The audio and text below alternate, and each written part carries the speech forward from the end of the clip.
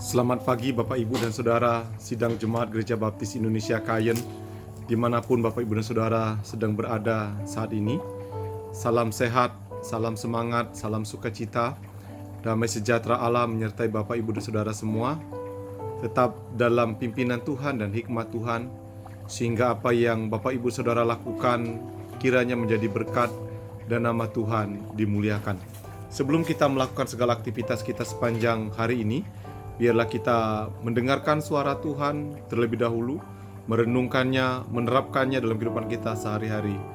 Biarlah kita menjadi pribadi yang dapat menjadi duta Kristus, sehingga melalui keberadaan kita, orang dapat mengenal siapa Tuhan Yesus Kristus. Sebelum kita merenungkan kebenaran firman Tuhan pagi hari ini, mari kita berdoa bersama-sama. Bapa kami di dalam surga, Tuhan kami Yesus Kristus, terima kasih untuk berkat Tuhan yang Tuhan berikan kepada kami. Pagi hari ini kami bersyukur kalau kami bisa bangun dari istirahat kami. Ini semua karena kemurahan Tuhan dan berkat Tuhan. Dan sebentar kami ingin merenungkan kebenaran firman-Mu. Berbicaralah kepada kami ya Tuhan, untuk kami dapat mendengarkan isi hati-Mu. Sampaikanlah yang Kau sampaikan, katakanlah yang Kau katakan. Telinga kami siap mendengarkan, hati kami siap ditaburi oleh kebenaran firman Tuhan. Terima kasih Tuhan Yesus, kami berdoa dan menyiapkan hati kami untuk mendengarkan firman Tuhan pagi ini. Haleluya Bapa, amin. Bapak, Ibu, dan Saudara yang terkasih dalam Tuhan, hari ini kebenaran firman Tuhan terambil dari Injil Yohanes pasal 20 ayat 1 sampai yang ke-10, 10 ayat saja. Setelah kita mendengarkan kebenaran firman Tuhan tentang kisah yang Yohanes ceritakan bagaimana Tuhan Yesus akhirnya dikuburkan. Kata dikuburkan menunjukkan dia turun ke alam maut.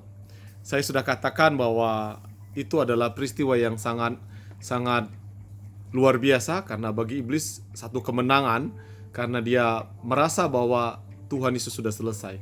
Tetapi di saat itulah Tuhan Yesus menyatakan kuasanya, menunjukkan bahwa dia betul-betul Tuhan yang sejati, di mana alam maut tidak mampu menguasainya. Kalau dia bisa menghidupkan Lazarus dari kematian, maka kita perlu tahu juga dia mampu menghidupkan dirinya dari kematian. Itu sesuatu yang luar biasa. Semua murid pada waktu Tuhan Yesus disalibkan, sebenarnya mereka sudah kocar-kacir, putus asa. Bagi mereka sudah selesailah apa yang Tuhan Yesus lakukan. Tetapi mereka tidak sadar, walaupun Tuhan Yesus berkali-kali mengajarkan kepada mereka bahwa dia harus ditangkap, dianiaya, dan kemudian mati secara fisik, dan kemudian dia mengalahkan maut dan bangkit pada hari yang ketiga. Peristiwa ini kita baca dan kita perhatikan baik-baik. Pada hari pertama minggu itu, pagi-pagi benar. Kenapa tidak Sabtu? Karena kita tahu bahwa hari Sabat mereka tidak boleh beraktivitas. Mereka sebagai orang yang penganut Yahudi dan hukum Taurat, mereka tidak melakukan aktivitas. Kadang orang bertanya, kapankah Tuhan Yesus bangkit? Ataukah hari Sabtu, hari Minggu? Tetapi Alkitab mencatat bagi kita untuk kita ketahui bahwa pagi-pagi benar minggu itu, sesungguhnya mereka, para murid atau para wanita, pergi melihat kubur itu. Dan mereka melihat bahwa batu yang telah diambil dari kubur itu, mereka melihat batu yang menutupi kubur itu telah terguling. Bahasa lain terguling atau sudah diambil. Batu itu besar, tentu tidak cukup satu orang atas peristiwa itu.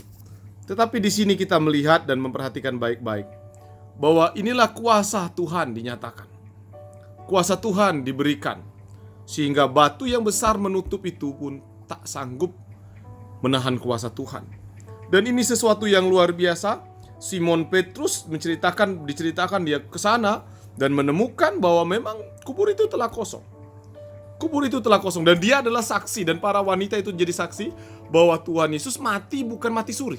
Betul-betul mati, bahkan dibuktikan yang kita baca sebelumnya, dia ditombak lambungnya menunjukkan bahwa dia mengalami kematian. Nah, apa yang kita renungkan dalam kehidupan ini? Tuhan Yesus mampu mengalahkan maut. Adakah orang yang meragukan lagi bahwa dia tidak mau menerima Yesus sebagai Tuhan dan Juru Selamat? Semua orang akan mengalami kematian. So, siapapun kita, sekaya apapun kita, sehebat apapun kita, sepintar apapun kita, kita pun akan mengalami kematian.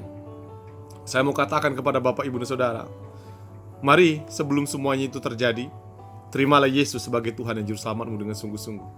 Akuilah Dia. Akuilah Dia.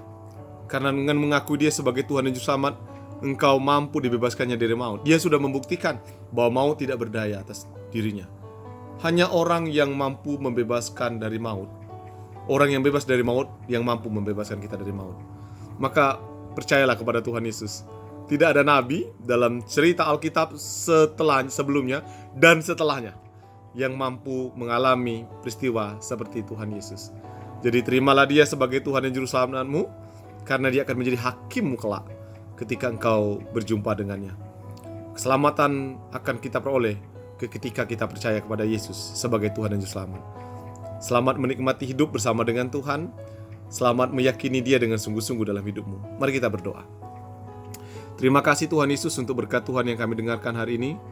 Kami diberkati melalui renungan singkat yang mengajarkan kepada kami satu peristiwa bahwa Engkau mampu mengalahkan maut. Dan kami percaya Engkau mampu membebaskan kami dari maut. Itu sebabnya kuatkanlah iman percaya kami kepadamu dengan sungguh-sungguh Tuhan. Kami tidak goyang oleh goncangan dunia. Kami tidak goyang oleh berbagai macam hal. Terima kasih Tuhan Yesus, terima kasih. Biarlah kuasa Tuhan menyertai kami sepanjang hari ini. Berkati usaha pekerjaan kami, berkati anak-anak kami dalam pendidikannya. Berkati juga kami dalam segala aktivitas kami. Biarlah Tuhan memimpin kami, menolong kami. Tanpa-Mu ya Tuhan, kami tidak bisa berbuat apa-apa. Beri kami hikmat untuk melakukan segala sesuatu dalam hidup ini. Haleluya Bapa. Amin. Selamat beraktivitas semuanya. Tuhan Yesus memberkati.